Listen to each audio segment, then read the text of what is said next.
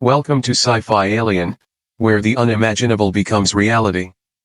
Today, we dive into a story of mercy, defiance, and the unexpected bond between an enemy alien warrior and a human marine. What happens when a soldier refuses to leave an injured enemy behind, even after her people have left her to die? This is the story of Sergeant Edward Kane, who, amidst the chaos of a deadly battle, makes a choice that will change everything. Instead of following orders, he saves Nirra Valor, a Sirene warrior, who has lost her legs in the fight. But the story doesn't end there. Betrayal, ambush, and an impossible decision await. With enemies closing in, will their fragile bond survive? How far will one human go to protect someone who was once considered the enemy? This isn't just about survival, it's about breaking boundaries, questioning loyalty, and rewriting the rules of war. Join us as we explore the power of compassion in the most unlikely of circumstances. Stay with us, because this is a journey that will challenge everything you think you know about love, war, and peace. Will Edward's choice truly be the key to changing the galaxy? Keep listening to find out. The battlefield was silent, save for the soft hum of the winds that carried the scent of burning plasma and scorched earth. Sergeant Edward Kane, a battle-hardened Marine, moved cautiously through the desolate landscape. The remnants of the fierce engagement lay before him, a grim testament to the brutality of war. His boots crunched over the glassy surface of sand, crystallized by the violent discharges of energy weapons. The skies above were streaked with the lingering smoke of destroyed ships, and the air was thick with the scent of death. His squad had been decimated, their biosignatures blinking out one by one during the chaotic retreat. It was just him now, alone in enemy territory, stranded in a place where the line between life and death was razor-thin. He had fought in countless battles, faced enemies of all kinds, but there was something different about the aftermath of this one. The bodies of the fallen, scattered across the battlefield, spoke of the intensity of the conflict. There were no victories here, only loss. And as he surveyed the carnage, a familiar weight settled in his chest, the heavy burden of what war demanded. The faces of the men and women lost were still fresh in his mind, and the thought of them made his stomach tighten with guilt. He should have done more. He should have been faster. But now, in the stillness, there was nothing but the haunting realization of his failure. As he moved forward, methodically checking his rifle's charge, only 43%, not great but enough to make it back to friendly lines if he was lucky, he heard it. A faint groan. It barely registered at first, the sound lost in the symphony of distant explosions. But it repeated, quieter now, yet unmistakable. A cry for help? Or the final breath of another fallen soldier? His instincts kicked in, and before he could think, his feet carried him toward the sound. The wreckage of what had once been a hover tank stood nearby, its twisted frame half buried in the desert sand. Edward approached cautiously, every muscle in his body alert, his senses on high.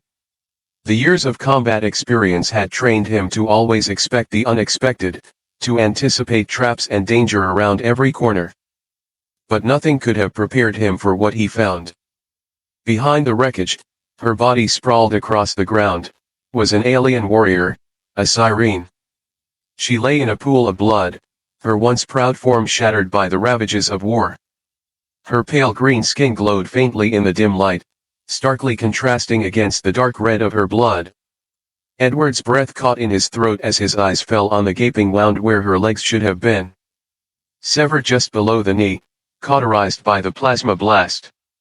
His hand instinctively went to the rifle slung across his back, but as he looked at the woman, this enemy, this warrior, he hesitated. Her body was broken, her eyes closed in unconsciousness, but there was something in her expression, something fierce even in the face of death. Despite the pain, despite the blood loss, she remained defiant. She was a Sirene warrior, one of the fiercest enemies the human race had faced in years. Her people had waged war on humanity, and countless lives had been lost on both sides. Protocol, Edward knew, was clear.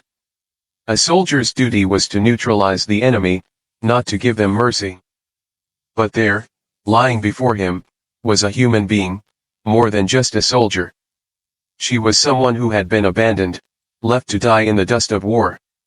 And in that moment, the line between enemy and ally blurred. He moved closer, lowering his weapon but keeping it ready. He knew what the right decision should be. In the heat of battle, there was no room for hesitation. But this wasn't the battlefield. This was the aftermath, the quiet, the broken pieces of a war that had taken too many lives. Her eyes flickered open, the icy blue orbs locking onto his, filled with a sharp, predatory gleam. She tried to move, to reach for a weapon that wasn't there, but the pain was too much. Her body trembled, and a low groan escaped her lips. "Easy," Edward said, his voice calm, but with a steely edge of resolve. He kept his rifle lowered, but he was ready. He was trained for moments like this. He could end it quickly, and that would be the end of it.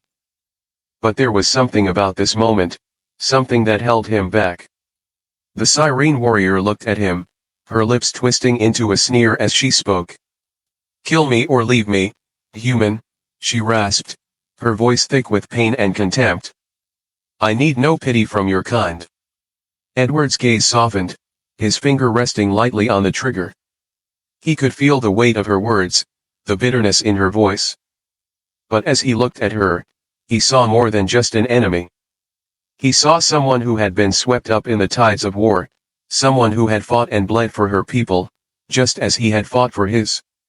And in that moment, he realized something profound. She was not just an enemy, she was a person.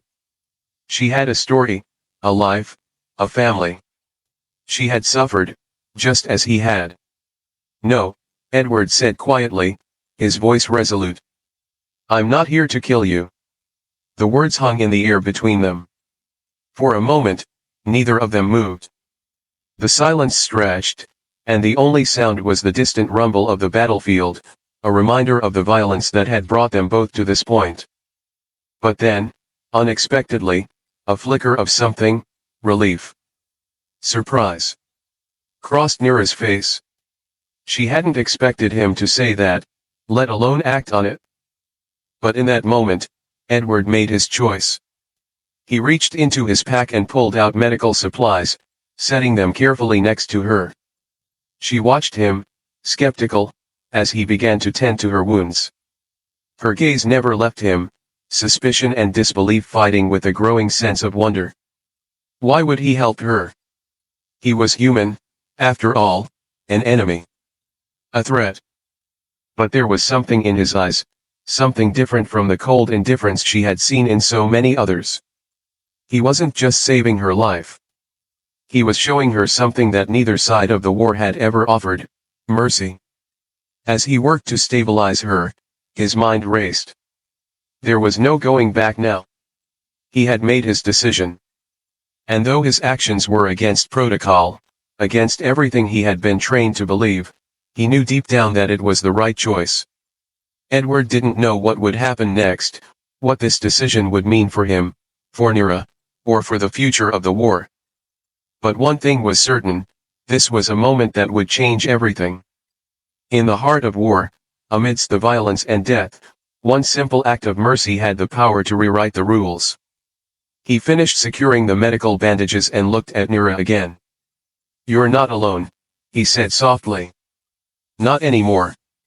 And as she lay there, her breathing steadying, Nirra realized that the world, the war, and everything she had known was starting to shift. Perhaps this human soldier, this Marine, wasn't her enemy after all. Perhaps the real enemy wasn't the soldiers who stood against her, but the war itself.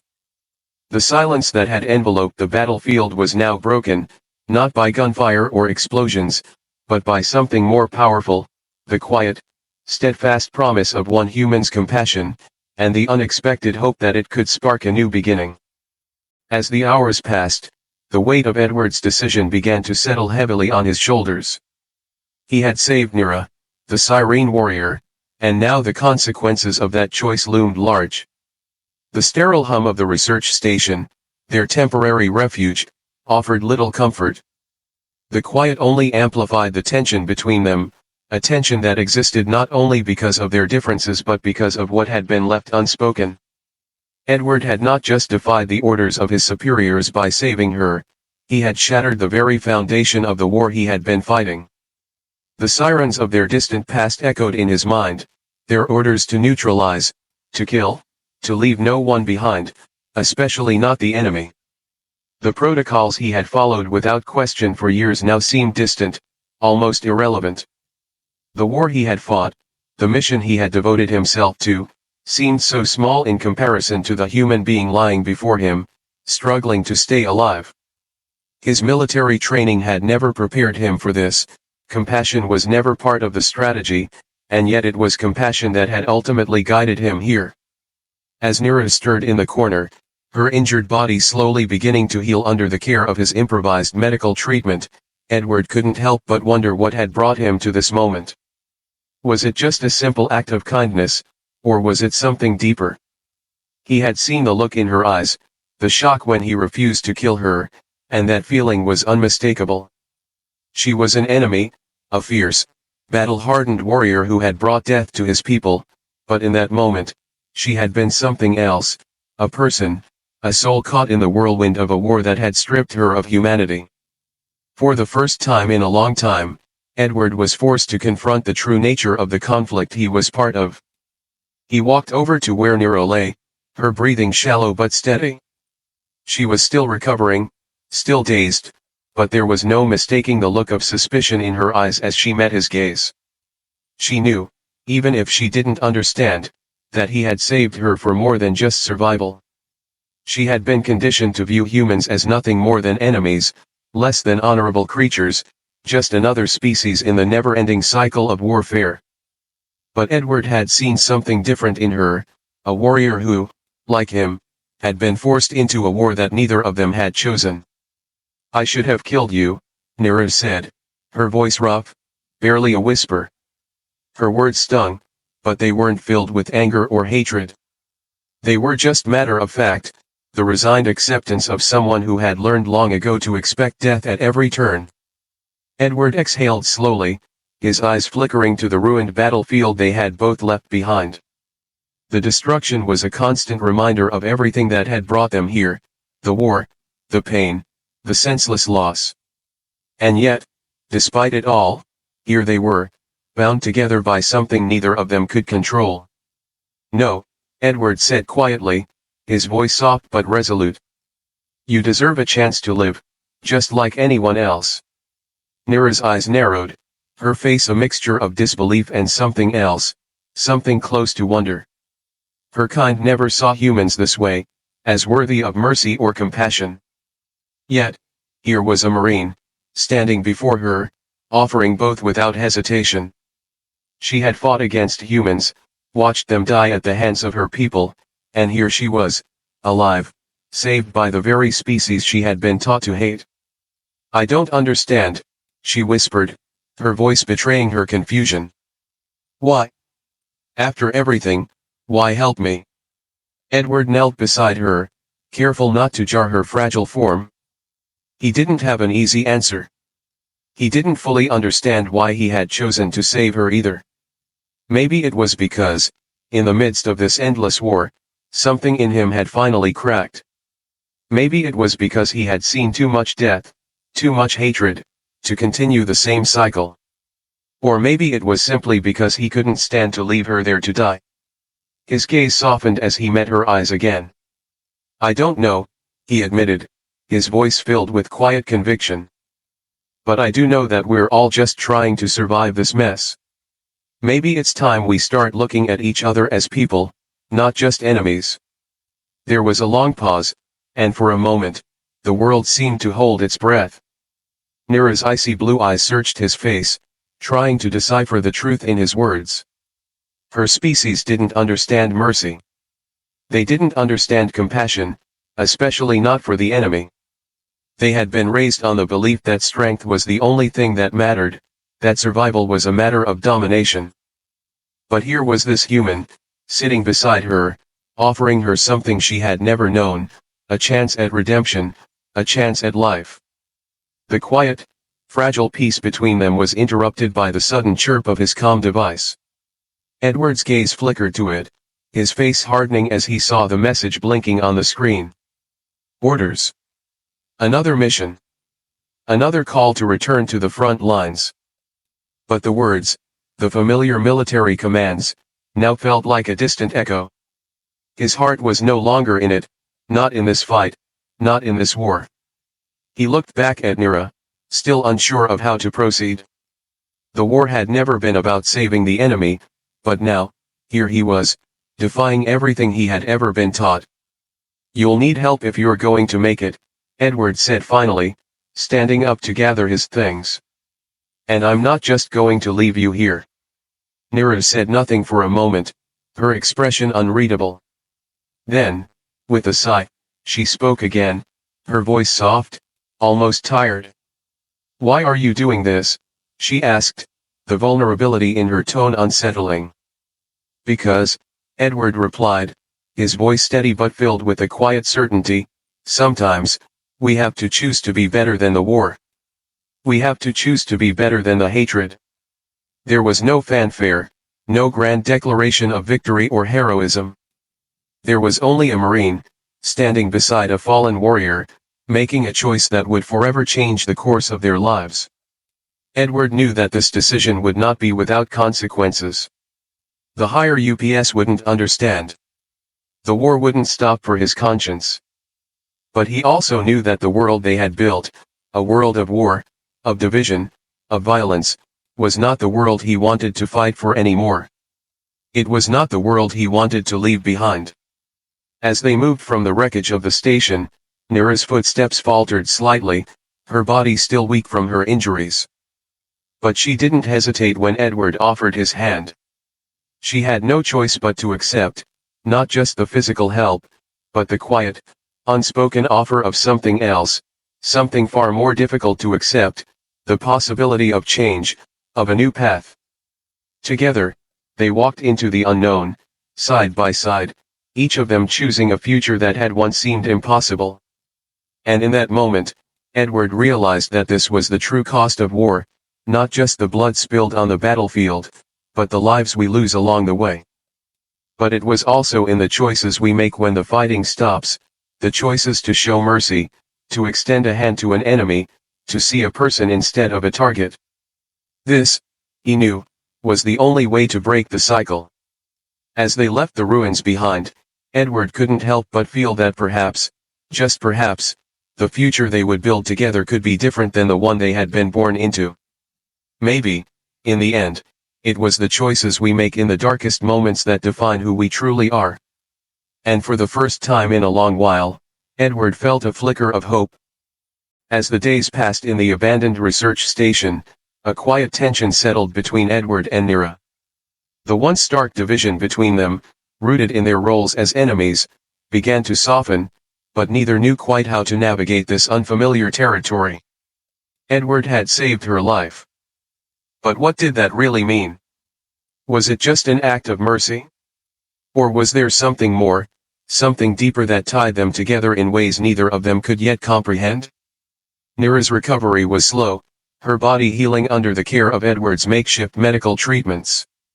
The pain in her limbs was constant, but there was another kind of pain, one that lingered in her heart, a sense of confusion, of betrayal.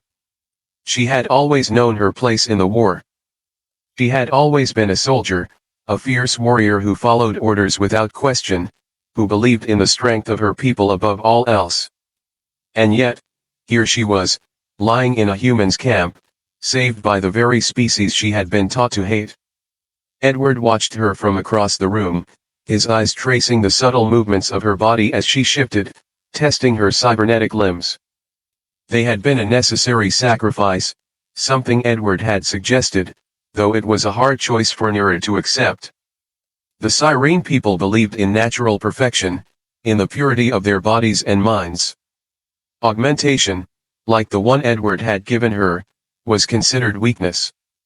And yet, here she was, using the very technology her people scorned, all because a human marine had given it to her. But the change in her was undeniable. The first time Nirra had struggled to walk on the newly fitted legs, Edward had caught her before she fell. And in that moment, something passed between them. A brief, fleeting connection. It wasn't just about saving her anymore. It was about the growing understanding that, in this place, in this moment, they were no longer enemies. They were just two people trying to survive. Two people who, despite everything, had chosen to trust each other. Still, Nirra remained silent about her internal struggle. The words enemy and human had been ingrained in her for so long.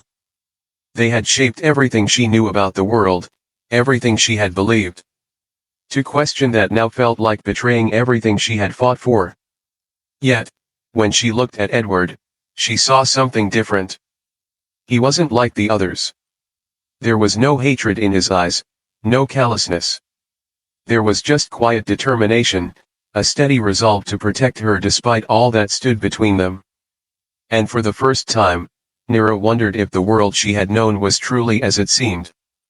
One evening, as the light from the setting sun filtered through the shattered windows of the station, Edward sat across from Nirra, sharpening his combat knife. The quiet was different now. The tension between them had shifted from hostility to something else, something unspoken, but palpable. Nirra studied him from the corner of her eye, the flicker of doubt and curiosity reflecting in her gaze. "Why do you do it?" she asked suddenly, her voice softer than before, tinged with vulnerability. "Why save me? After everything we've done to each other, to your people." Edward paused, his hand halting mid-motion as he met her gaze. The question lingered in the air, heavy with the weight of their shared history. He didn't respond immediately, taking a moment to gather his thoughts. The answer was complicated, but it wasn't something he could avoid. "I could have left you there," he said quietly, setting the knife down and leaning back. "Hell, it would have been easier. But I couldn't. I've seen enough death to last a lifetime. I've lost too many people, and I just couldn't leave you to die alone. Not like that." Nirra looked down, her hands resting on her knees. She felt something stir within her, something she hadn't felt in a long time. A strange sense of understanding. It was easy, in the heat of battle, to see the enemy as just that, an enemy. But Edward wasn't just a soldier anymore. He had chosen mercy over the simplicity of victory. He had chosen to see her as a person. "I never asked for this war," Edward continued, his voice soft but steady. "I didn't choose it. None of us did. But what I can choose, what I've always been able to choose, is what kind of person I want to be in the middle of it. I chose to save you because I couldn't be a part of this if I let it strip me of my humanity." Nirra was quiet for a long time, the weight of his words settling over her like a blanket she couldn't shake off. She had never thought of it that way. To her, the war had always been a matter of survival. It was them or us. It was about strength, about dominance. And yet, here was Edward, speaking of humanity as if it meant something beyond survival. As if it was worth fighting for, even in the darkest of times. "I've fought for my people," Nirra said, her voice low, almost hesitant. "I believed in the strength of my people. In our way. But now." She trailed off, her gaze dropping to the floor. "Now, I don't know what to believe anymore." Edward nodded, his eyes never leaving her. "It's not easy," he said softly. "Belief is something we cling to, something we use to survive. But sometimes, it's not the beliefs that matter. It's the choices we make in spite of them." The silence between them deepened, and for the first time, Nirra allowed herself to truly look at Edward, not as an enemy, but as a person. He wasn't perfect. Neither was she. But there was something in his eyes, something in the way he moved, that made her think he was more than just a soldier. He was a man who, despite everything, still believed in doing what was right, even when the world told him it wasn't. As the days wore on, the dynamic between them shifted further. Edward and Nirra began working together not just for survival, but with an understanding that had been absent at the beginning of their journey. They shared moments of quiet that were no longer filled with tension, but with something else, something fragile, but real. They didn't talk about it much, but neither of them needed to. It was there in the way Edward helped her walk again, steadying her when her legs wobbled beneath her, in the way Nirra showed him the respect of a warrior who knew the cost of survival. The growing bond between them wasn't something they had planned for.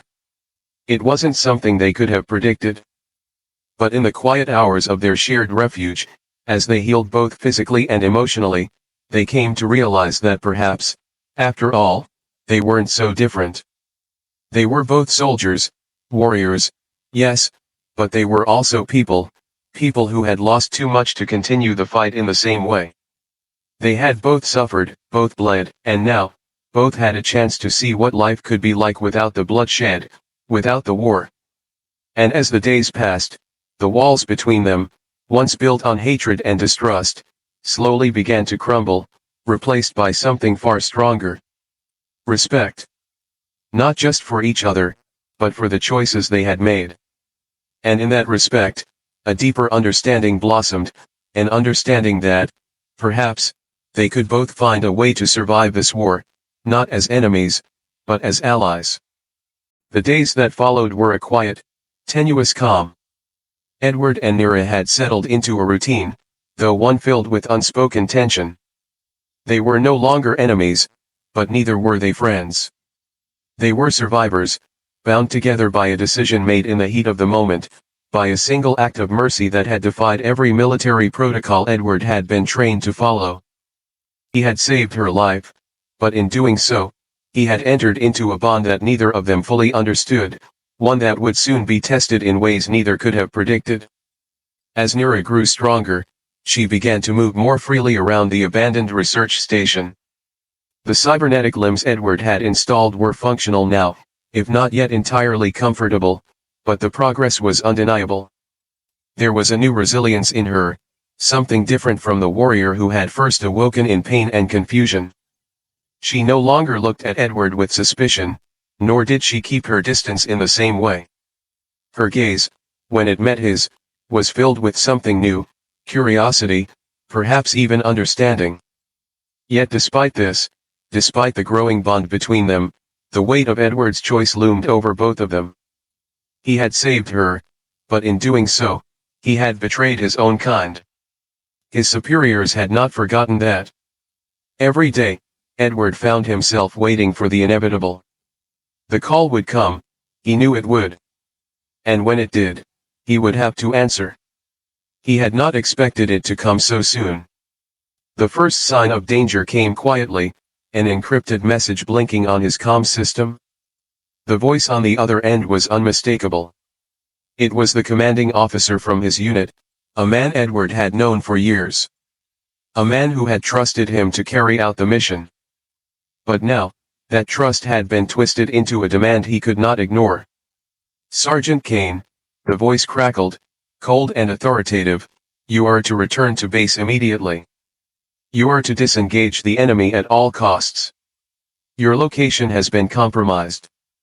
The words hung in the air, the weight of them sinking deep into Edward's chest. If you refuse, you will be marked as a traitor. Your life, and the life of your companion, will be forfeit.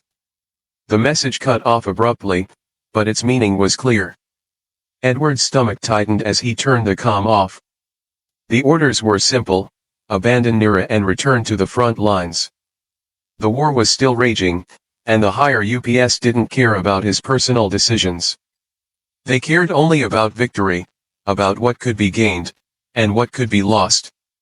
His eyes moved to Nirra, who had been quietly working on adjusting the new limbs, her face set in a look of concentration. She didn't look up, not at first. But Edward felt her presence, felt the weight of her unspoken questions pressing against him. She didn't have to say anything. He knew that she was still grappling with the implications of his mercy, with the choices they both had made. But now, the test was coming. This was the moment that would define their future. The orders were clear, but Edward's resolve was unwavering. He couldn't leave her. Not now. Not after everything they had shared, after everything they had been through. The war had taught him to follow orders without question, but mercy, true mercy, had broken through that training. Edward was no longer just a soldier. He was someone who had looked at an enemy and seen a person. He couldn't turn his back on that. He paced across the room, the air in the station thick with tension. The weight of his decision was pressing down on him, but there was no turning back. He knew that if he returned to base, if he obeyed the orders that had come down, he would be forced to sever the only real connection he had made since the war began. He would be forced to abandon Nirra, to leave her in a world that had already tried to destroy her. Nirra looked up then, her sharp gaze meeting his, as though she had sensed the shift in him. She could see it in his face. The uncertainty, the conflict. She had been a soldier, a warrior. She knew what it meant when orders were given. And she could see, in Edward's eyes, that he was struggling to decide between loyalty to his people and loyalty to the bond they had started to form. "Edward," she said softly, her voice still rough from the days of recovery. "What's wrong?" He paused, his fingers brushing the edge of his rifle, his gaze locked on the floor. "I have to leave you," he said, the words tasting bitter on his tongue. "The orders, they've come. I have to go back. I can't stay here.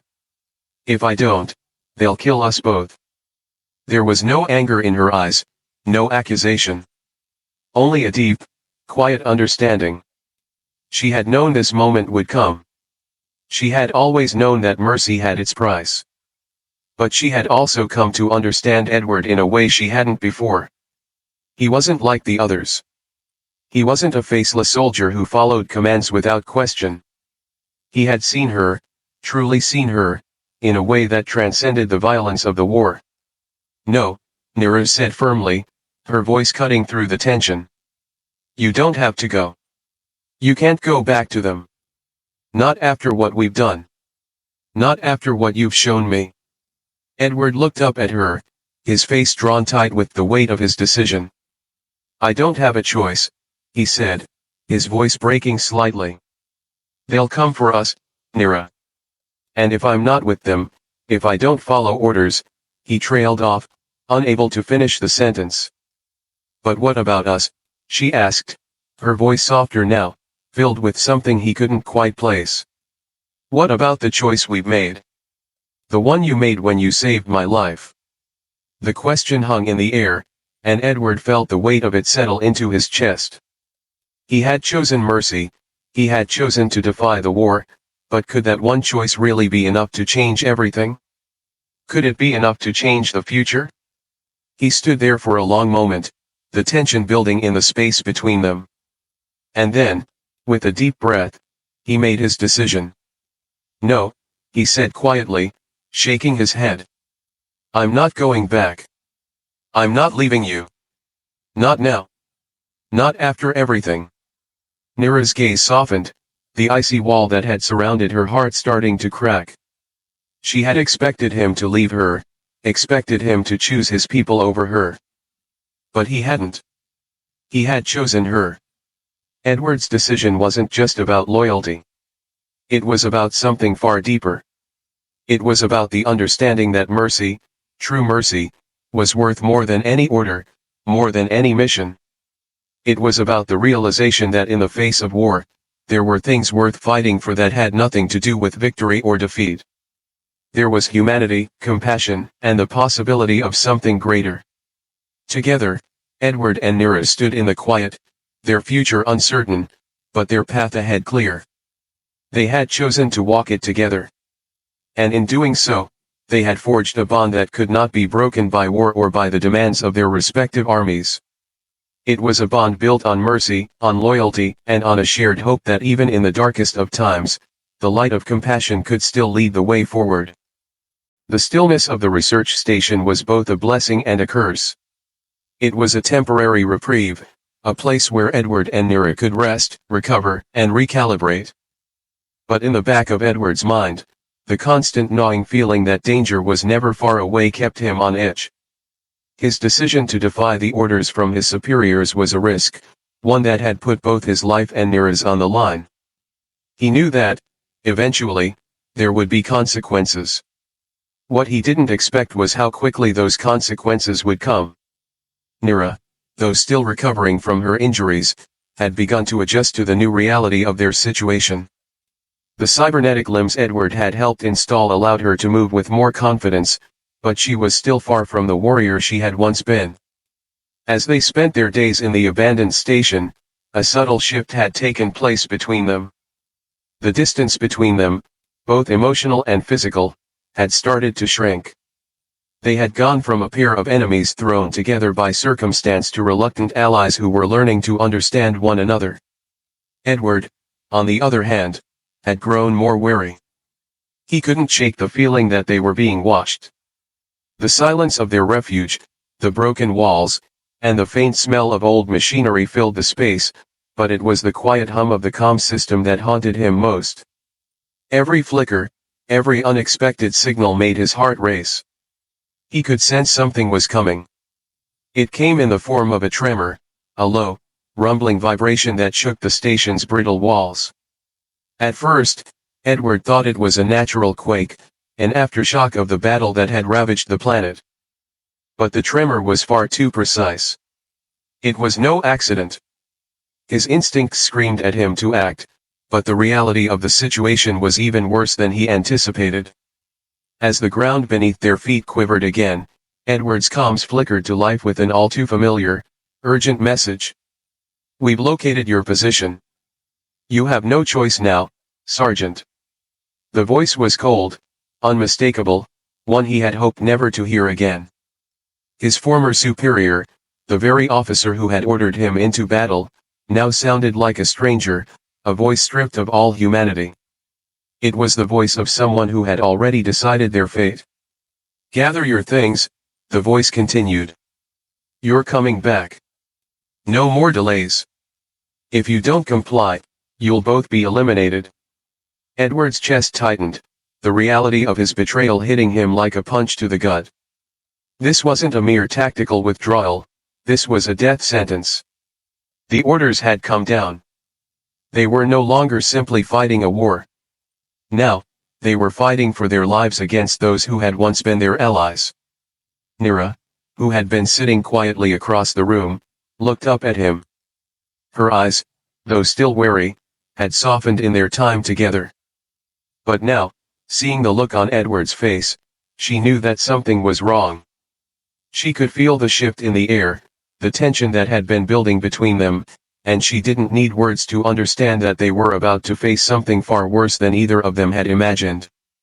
"They know we're here," Edward said, his voice tight with frustration. "They're coming for us." The words hung in the air between them, heavy with the weight of everything that had led them to this point. The silent promise he had made to her, to protect her, to defy the orders and do what was right, seemed almost naive now. What choice did they have? His refusal to comply with his orders had already branded him a traitor in the eyes of his superiors. And yet, there was no turning back now. Not for him. Not for her. Before either of them could react, the door to the station's main chamber rattled, then burst open with the force of a military-grade breach. Edward's reflexes kicked in. He grabbed his rifle, his heart pounding as the familiar rush of adrenaline surged through his veins. But as he turned to face the door, something shifted in his gut. It wasn't just the sound of soldiers storming in, it was the unmistakable tension in the air. Something wasn't right.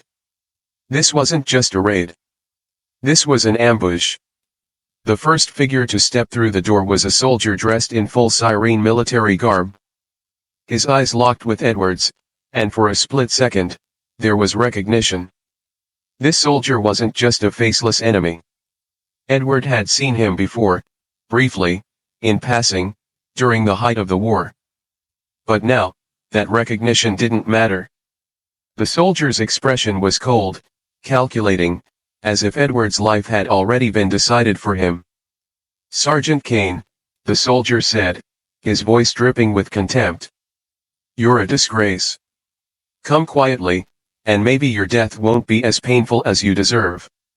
Edward didn't flinch. "I'm not going anywhere," he replied, his voice low but firm. "Not unless it's over your dead body." The soldier's expression didn't change. Instead, he raised his weapon, just as more soldiers poured into the room, surrounding them. They had been trapped. The walls that had once been a refuge now felt like a tomb. Nirra, though weak from her injuries, stood beside Edward, her gaze sharp. She had fought in wars, but this was different. The strategy of the battlefield had always been simple: kill or be killed. But now, faced with a betrayal from both sides, everything was far more complicated. For the first time, Edward's military training didn't feel like an advantage. He had trained for battle, for enemy tactics, but he had never trained for this. For the moment when the enemy was no longer just on the opposite side, but in the very ranks that had once called him one of their own. The soldiers in front of him were not just his enemies, they were his former comrades, soldiers who had been prepared to follow orders without question. Nirra stepped forward, her hand moving instinctively toward her plasma blade, but Edward stopped her. "No," he said quietly, shaking his head. "We're not fighting them. Not like this." But the soldiers had already begun to close in, their weapons raised. Edward knew they didn't have much time. The station's systems, still barely functional, began to flicker and groan under the weight of the incoming assault. In the chaos, one of the soldiers advanced toward Nirra, eyes narrowed, weapon raised. Without thinking, Edward rushed forward, shoving the soldier aside with the force of his body, knocking him to the floor. In the moment that followed, Nirra moved with a fluidity that surprised even Edward. Her new cybernetic legs powered her into motion with a speed that was both terrifying and beautiful. With a precise, brutal strike, she disabled one of the soldiers who had been advancing on Edward. The others hesitated, taken aback by her strength, by her unrelenting resolve. The standoff was fleeting. A sudden explosion from outside shook the station, sending everyone reeling. In that moment of chaos, Edward made his decision. He wasn't going to fight the people who had once been his comrades, not yet, anyway. But he wasn't going to let them take Nirra either. Not after everything they had been through. "Go," he shouted, grabbing her arm and pulling her toward the maintenance tunnel at the far side of the room. He didn't wait for her response. They had no time to waste. As they ran, the sound of gunfire rang out behind them, but the blasts missed their mark, the confusion of the ambush working in their favor. For the first time in a long while, Edward felt the sharp sting of fear, but it was tempered with something else. Determination. He wasn't going to die here, and Nirra wasn't going to die either. They would make it out. They had to. The betrayal had come not just from the enemy, but from the very system Edward had once sworn to serve. But in that moment, he knew something fundamental had changed. This wasn't about loyalty to his superiors anymore.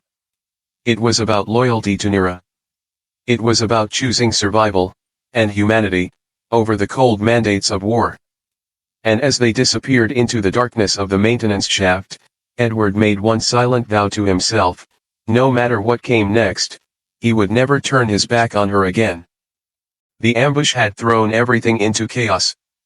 Edward and Nirra had barely made it out of the research station, their escape a frenzied race through the crumbling maintenance tunnels. The explosion from outside had shaken the station to its core, leaving them with little time to think, to plan, or to even breathe.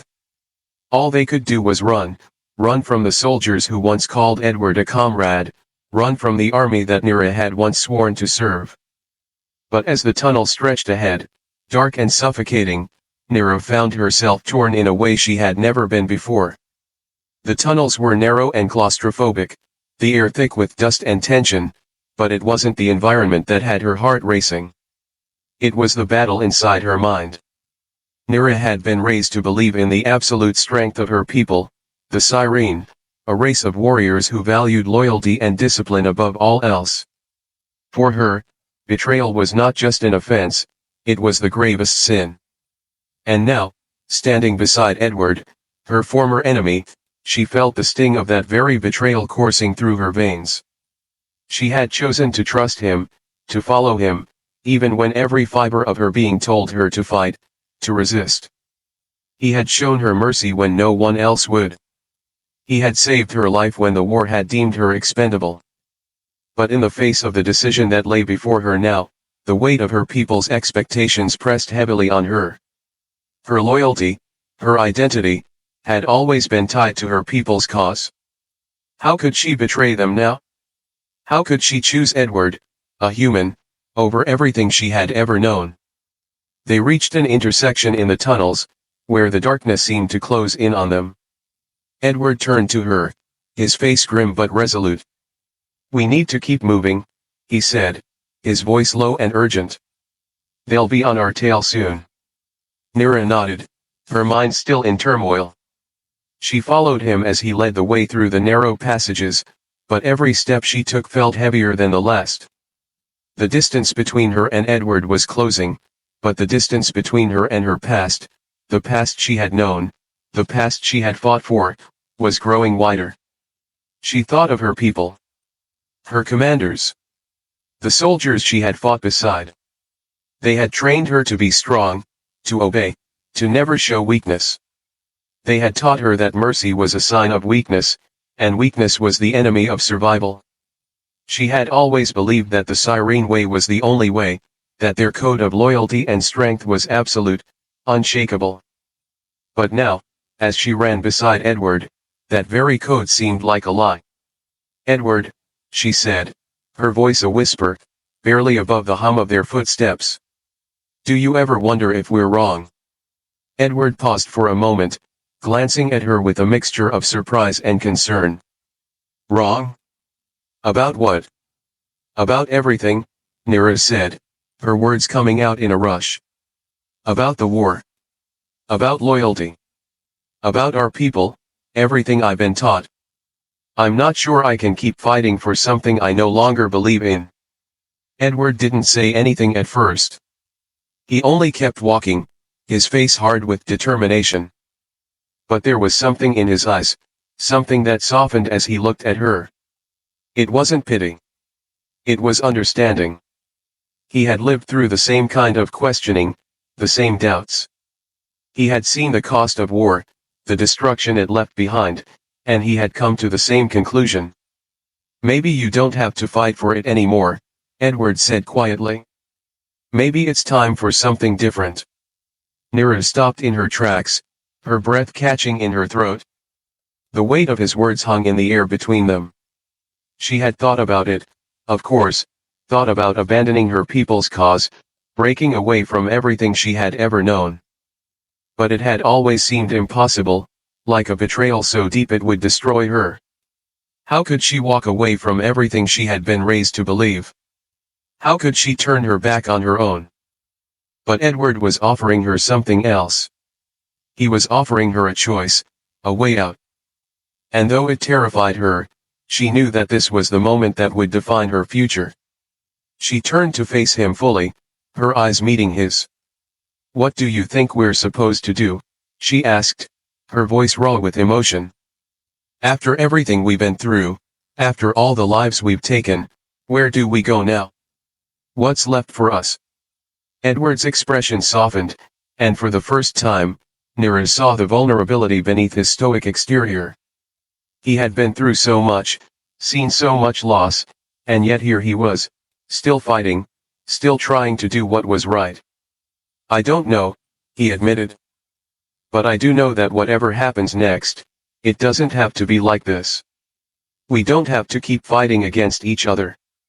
Not anymore." The words were simple, but they held a weight that Nirra hadn't expected. Edward wasn't asking her to forgive everything, wasn't asking her to forget. He was just asking her to make a different choice, to choose something other than the endless cycle of violence. For the first time in a long while, Nirra felt a flicker of something new inside her, something other than the anger and hatred that had driven her for so long. It was hope. Hope that maybe, just maybe, there could be something more than the war, something worth fighting for beyond the destruction and the pain. But even as the hope blossomed, a shadow lingered in her mind. Her people, her commanders, would never forgive her for this. They would consider her a traitor, a weakling who had abandoned the cause. She would be cast out, no longer a warrior, no longer a siren. She would lose everything. And yet, the thought of going back to them, of continuing the war, felt more like a death sentence than anything else. The silence between them stretched as Nirra's mind raced, torn between the loyalty she had always known and the possibility of something new, something more. Finally, she made her choice. "I choose you," Nirra said, her voice steady but filled with a quiet strength. "I choose us." Edward looked at her, his eyes wide with surprise, and for a brief moment, there was no war, no battle, no soldiers. There was only the two of them, standing in the darkness, choosing to walk together into an uncertain future. "Are you sure?" he asked, his voice a whisper. Nirra nodded, her eyes never leaving his. "Yes. I'm sure." And in that moment, she knew that she had made the only choice that mattered. It wasn't about loyalty to her people, to her past, to the war. It was about the future they could build together, one not built on bloodshed, but on the possibility of something more. As they moved forward, the world outside the tunnel felt like a distant memory. The war, the loyalty, the betrayals, they were all fading into the past. Nirra had chosen her path, and though it was uncertain, it was hers to walk. And for the first time in her life, she felt truly free. The days that followed Nirra's declaration were filled with uncertainty. Edward and Nirra continued their journey through the desolate world, moving from shelter to shelter, never staying in one place for too long. The war was still raging, but for the first time, they weren't just surviving for the sake of survival, they were living with purpose. They were no longer bound by duty to their respective sides. Instead, they had found something more important, each other. But even as they moved forward, there was a constant undercurrent of fear. Edward had defied his commanders, choosing to protect Nirra, to stand by her even when every instinct told him to do otherwise. He had betrayed his people. Nirra, too, had broken with her past, rejecting the war and the allegiance to her people's cause. Both of them had lost something, Edward his position as a soldier, Nirra her identity as a siren warrior, but what they gained in return was something neither of them could have predicted.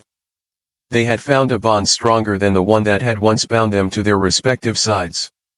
Yet, amidst all the fear, there was something else growing between them, something that neither of them could ignore. It was the soft, persistent stirrings of hope. One evening, as they sat around a small fire in the shelter of a ruined building, Nirra turned to Edward with an expression that he couldn't quite read. There was a tension in her eyes, something deep, almost elusive. Edward had become attuned to the subtle shifts in her moods, to the quiet moments where the strength of her exterior would soften, revealing the vulnerability she had long hidden. "I need to tell you something," Nirra said, her voice quiet but firm. She met his eyes, and for the first time, he saw something like fear there, a rawness that she usually kept buried beneath her pride and strength. "What is it?" Edward asked, his voice filled with concern. His heart tightened in his chest, a sudden rush of anxiety sweeping over him. He had seen Nirra through so much, had been with her through the worst of it. He couldn't help but wonder if this was something that would tear them apart. Nirra hesitated for a moment, her eyes lowering as if she were choosing her words carefully. Finally, she spoke, her voice thick with emotion. "I'm pregnant, Edward," she said, the words landing between them like a quiet storm. "I'm carrying your child." The silence that followed was profound. Edward's heart raced as the gravity of her words settled in. He had always known their relationship was changing, that they were becoming something more than just survivors of a war. But this was something neither of them had prepared for.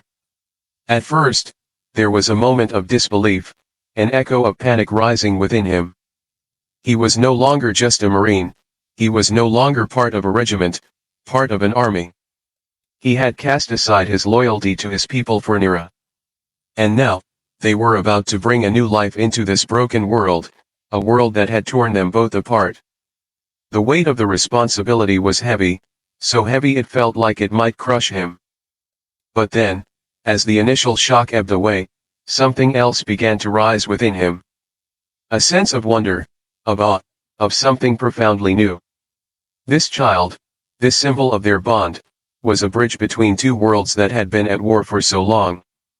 It was a possibility, a beacon of hope in a time when hope had seemed all but lost. He reached for her hand, his fingers gently brushing against hers. "Are you sure?" he asked softly, his voice barely above a whisper. Nirra nodded, her eyes meeting his with an intensity that was both fierce and tender. "I've known for a while," she said. "But I couldn't bring myself to say it. Not until now." Edward's breath caught in his throat. He had never imagined this, never thought that his bond with Nirra, something born from the wreckage of war, could lead to this. A child. Their child. For a moment, the weight of the world seemed to disappear. All that mattered was the quiet between them, the steady rise and fall of Nirra's breath, the way her hand fit so naturally in his. They were no longer just survivors. They were becoming something more. "Are you scared?" he asked, his voice hoarse, the question coming from a place deep within him. Nirra smiled, though there was a sadness in her eyes. "I've been scared my whole life, Edward. I've been scared of losing myself, of betraying my people. But I'm not scared of this.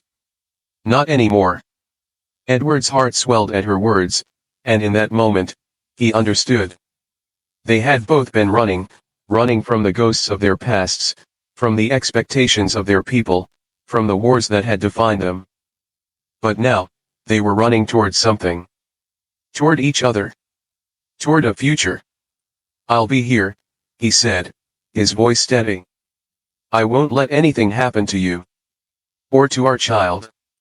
Nirra's smile deepened, and for the first time since they had met, Edward saw her as someone more than a warrior. He saw her as a woman, a mother, and the mother of his child. She was no longer just a soldier bound by duty and fear. She was a person, a partner, someone who had made a choice to stand beside him and build something different. "We'll be a family," Nirra said quietly, her eyes never leaving his. "A family, against everything we've known." Edward nodded, his heart pounding in his chest. This wasn't just about survival anymore. This wasn't just about making it through the next battle, the next fight. This was about building something that transcended all of that. It was about creating a life, a future, that was their own, one where love and hope could flourish in a world that had long been consumed by hate and destruction. As the night stretched on and the fire crackled softly between them, Edward couldn't help but feel a profound sense of peace. He had no idea what the future held, no idea how they would survive the challenges that awaited them. But he knew one thing for certain, they were not alone.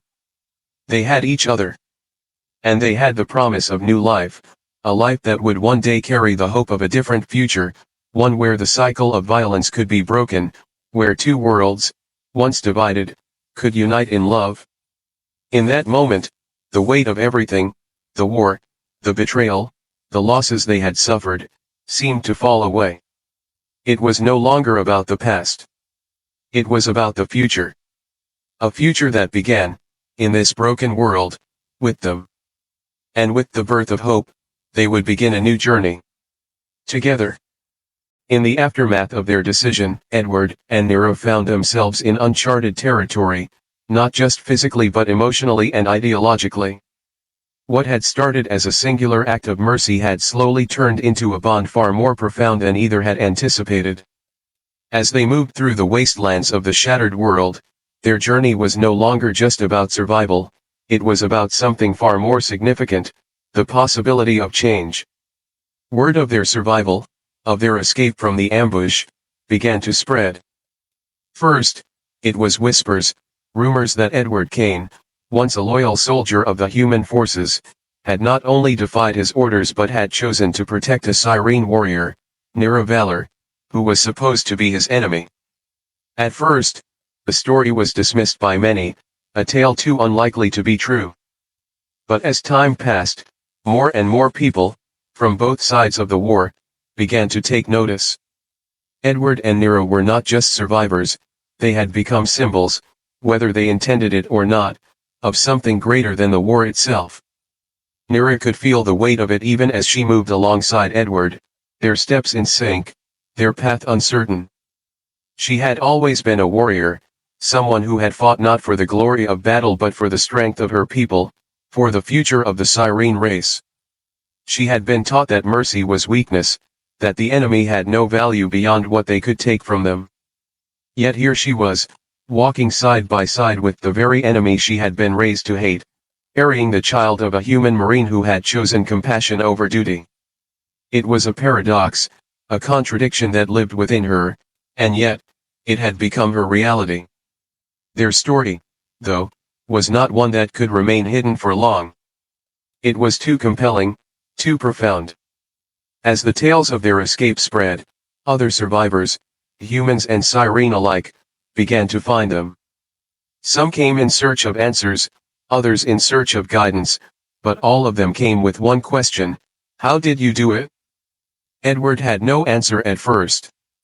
He was a soldier, a man who had spent his life following orders and keeping his emotions locked behind the walls of duty. But now, standing before these people, hearing their stories of loss, of betrayal, of pain, he knew that his decision had been more than just an act of defiance. It had been a declaration. A declaration that the cycle of violence, the unending bloodshed, could be broken. He realized that his choice to stand by Nirra, to save her when all of his training had told him to do the opposite, was a message, one that could ripple outward, creating waves of change in ways they hadn't yet understood. They had to speak, had to share their story. Not just for themselves, but for those who had been caught in the same cycle they had. Edward and Nirra began speaking to those who came to them, telling their tale not with pride but with purpose. They spoke not of glory or heroism, but of the pain they had witnessed, the lives they had seen destroyed, and the hope that still, somehow, lingered on the horizon. The message they shared was simple: we are not enemies. We are people who have been manipulated by a system that thrives on division. But we have the power to choose something different. At first, many who heard them couldn't fathom what they were saying. The idea of peace between humans and Cyrene was so far beyond their experience that it felt impossible. But the more Edward and Nirra spoke, the more others began to listen. Slowly, the message began to spread, first through the small camps and refuges where survivors of the war had gathered, then through larger factions who had once been sworn enemies. The ripple effect was subtle at first, like a pebble dropped into still water, but it quickly grew. The idea that two species, once at each other's throats, could find a way to live in peace started to take root. It wasn't a political movement, not at first. It wasn't about grand gestures or speeches made from a podium. It was about ordinary people, soldiers, civilians, survivors, coming together to speak of their shared humanity, to speak of the pain they had all suffered, and to acknowledge that the war was not worth the destruction it had caused. The most profound shift came not from the leaders of either side, but from the people on the ground, the soldiers who had been fighting for years, the civilians whose lives had been shattered by the conflict. These were the people who had the most to lose, and yet, it was them who took the first steps toward change. They heard the stories of Edward and Nirra, and slowly, they began to understand. They began to see that their enemies were not so different from themselves, that the hatred they had been taught to feel was nothing more than a barrier, a construct that had been created by the war to keep them divided. It wasn't easy. The war had created deep scars, and the wounds of betrayal ran deep. But with every person who came forward to tell their own story of loss, of pain, of survival, the walls that had once divided them began to crumble. The idea that peace could be achieved was no longer an abstract dream. It became a tangible possibility. Edward and Nirra didn't lead this change. They couldn't. They were just two people caught in the currents of a war much larger than themselves. But they were catalysts. They were the spark that ignited something new. They showed people that peace was not a dream, it was a choice. A choice that could be made, not by politicians or generals, but by the individuals who were willing to set aside their pasts and forge a new future. As more people joined their cause, the movement grew. Small factions that had once been bitter enemies began to hold secret meetings, discussing how they could build a future together. The leaders of both sides, human and Siren, were hesitant at first, fearful of losing control, of losing the power they had held over their people for so long. But the people spoke louder than they ever could. The soldiers, the survivors, the families torn apart by the war, they demanded change. They refused to continue living in a world built on hatred and division. The ripple effect of Edward and Nirra's decision spread across the shattered landscape like a storm, sweeping away the remnants of old prejudices, old animosities, and old fears. It was not easy, and it was not quick, but it was real. In the hearts of those who had been caught in the war's grip, the possibility of peace became a light they could follow, a light they could build upon. Edward and Nirra, once just two individuals caught in the tides of war, had become the living proof that change was possible. They had shown the world that, even in the darkest of times, the light of compassion and understanding could break through. And as the ripple spread, more and more people began to believe it too. It wasn't the end of the war, not yet. But it was the beginning of something new. Something better. Something built on the understanding that we are all more alike than we are different, and that the bonds of mercy and peace are stronger than the chains of hatred and violence. And with each new voice that joined the call for peace, the message became louder, more powerful, until it could no longer be ignored. The ripple had turned into a wave, and the world would never be the same again. The ripple of change that Edward and Nirra had set into motion was no longer just a quiet murmur, it had grown into a movement, one that echoed across the stars. What began as a simple act of mercy, a moment of defiance in the face of war, had turned into something far more profound than either of them could have imagined. It was no longer just about them, their bond, or their survival. It was about a future that had once seemed impossible. A future where the walls between enemies could be broken down, where forgiveness and understanding could take root, and where love could heal even the deepest wounds of a fractured galaxy. As the message of their love and the possibility of peace spread, more and more people began to listen.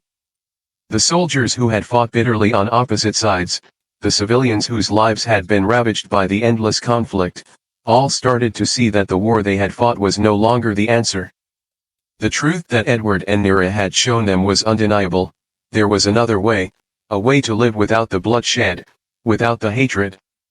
It wasn't easy. It wasn't quick. But it was real, and it was growing, like a wildfire that could no longer be contained. For the first time, the galaxy saw the potential for a united future, not just for humans and Siren, but for all species caught in the cycle of war. People who had once been enemies began to talk, to listen, and, most importantly, to act. It started small. Quiet conversations in the dark corners of rebel camps, in the shadow of abandoned cities, in the silent void of space where ships once fought and died.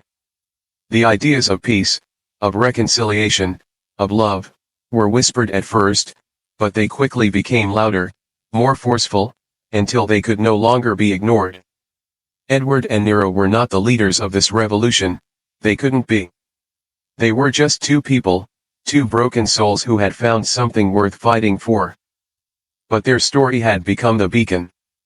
It had become the symbol of what was possible when people were willing to look beyond their differences, when they were willing to see each other as more than enemies. It was the spark that ignited the flame, and soon, others followed their lead. As the movement spread, the resistance to it grew. The old guard, the ones who had built their power on division, on fear, on the belief that strength came from conquest, fought against the change with everything they had. They were terrified. They saw the unity between Edward and Nirra, the hope it inspired, and they knew it was a threat to everything they had built. They could not control it, could not contain it, and so they fought to silence it, to stamp it out before it grew any stronger. But the more they tried to suppress the movement, the more it spread. It wasn't just about love, about Edward and Nirra's relationship, it was about something deeper, something far more universal. It was about the belief that all beings, regardless of their origins, their pasts, or their species, had the right to coexist in peace. It was about the idea that war, violence, and hatred were not the natural state of things, but the result of a system that profited from suffering. And that system, no matter how powerful, could be toppled if enough people were willing to stand together. Edward and Nirra found themselves at the heart of this revolution, not as its leaders but as its living proof. The more they spoke, the more they shared their story, the more others began to believe that peace was possible. They didn't have the answers, didn't know how to bring the galaxy to peace. But they had shown that it could start with just one choice. One choice to step away from the cycle of violence, to reach out a hand to an enemy, to choose mercy over retribution. And that choice, that simple act of defiance, began to change everything. Slowly, the walls that had been built between species started to crumble. Trust, long destroyed by years of war, began to rebuild, piece by piece, person by person. The generals, the leaders, the power structures that had once thrived on conflict found themselves losing their grip. The people, the soldiers, the civilians, they were all beginning to see that there was something more than power, more than control. There was love. There was unity. There was the future. The revolution that Edward and Nirra had sparked was not without its challenges. The old ways of thinking, the deeply ingrained beliefs in superiority and domination, could not be erased overnight. There were those who would always resist, who would always believe that war was the only way to solve their problems. But for every person who clung to the past, there were 10 more who were willing to take the risk, to believe that peace was possible, that their children could live in a world where they didn't have to fight for survival every day. As the movement grew, more alliances were forged, not just between humans and Cyrene, but between all the races that had once been caught in the crossfire of the war. The galaxy, once a battlefield, began to take the first steps toward becoming a place of cooperation.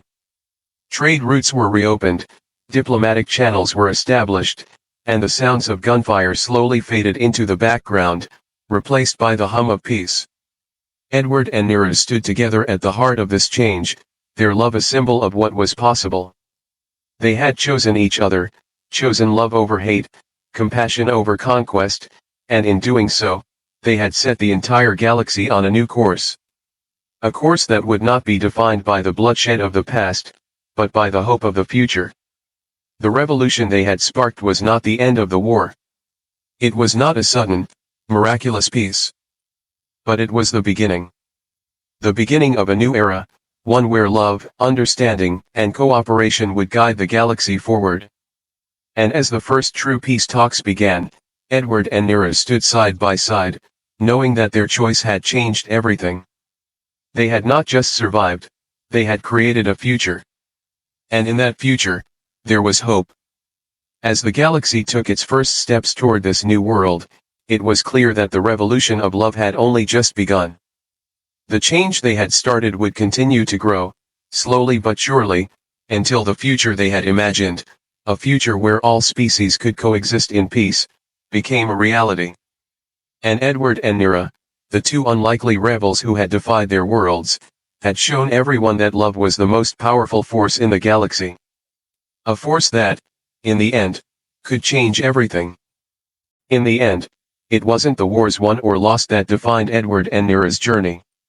It wasn't the battles, the explosions, or the violent struggles that shaped the future they would create. What defined their story, what ultimately changed the course of the galaxy, was a simple, yet profound choice, the choice to love. In a galaxy torn apart by conflict, where entire civilizations were built on the ashes of war and suffering, love seemed like a fragile thing. It was a quiet, almost rebellious force amidst the roar of weapons and the cries of dying soldiers. Love was an act of defiance, a rejection of the systems that profited from hatred and division. For Edward, a human marine, and Nirra, a Sirene warrior, love wasn't just an emotion, it was the ultimate act of resistance. It was a refusal to let the world around them dictate who they should be, a refusal to let the wounds of the past dictate their future. When Edward chose to save Nirra, to risk everything for a life that wasn't his to protect, he had no idea the impact it would have. He didn't know that this single act of mercy, born of a fleeting moment in the chaos of war, would evolve into something far greater than himself. The simple act of choosing compassion over duty, the act of looking past their differences to see the humanity in one another, was the spark that ignited a revolution. For Nirra, love was a concept she had never allowed herself to truly embrace. Raised to believe that her people's strength was their highest virtue, she had been taught that emotions were weaknesses, that attachment was the path to destruction. She had lived her life believing that loyalty to her people, to her cause, was all that mattered. But in Edward's eyes, she began to see something different. She saw a man who had chosen her despite the risks, despite the hatred between their worlds. In his compassion, she saw the possibility for a future that was not defined by war, but by something far more enduring, understanding, forgiveness, and, above all, love.